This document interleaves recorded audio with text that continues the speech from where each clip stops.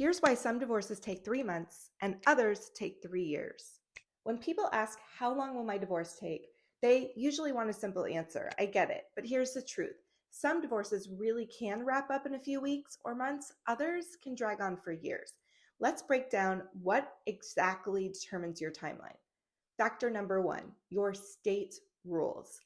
Every state has its own built-in timeline, waiting periods, filing requirements, court processing times. So, for example, California has a mandatory 6-month waiting period after you serve the initial documents. Some states, like Nevada, have no waiting period once residency is established. Others may require you to live separately for a period of time before you can even file. Factor number two, how much you and your spouse agree on or don't.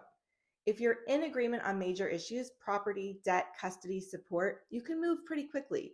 But if you're still negotiating or emotions are high, that back and forth can take months. If you end up in court, things can stretch out into a year or more, especially if there's a custody evaluation or business valuation involved. Factor number three, preparation. This is the one people underestimate the most. When you gather your finances early, organize your paper, and start working through settlement options, you avoid huge delays later.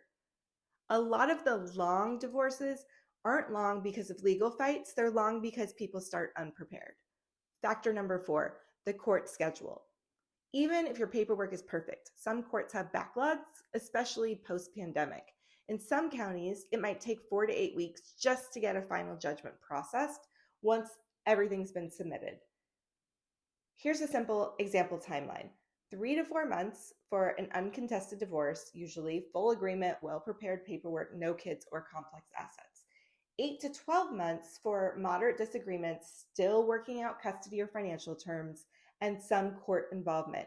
And expect 18 months or more for high conflict court hearings, evaluations, trial prep, that kind of thing. The bottom line, the sooner you start organizing and educating yourself, the faster and smoother this can go. You can't control everything, but you can control a lot.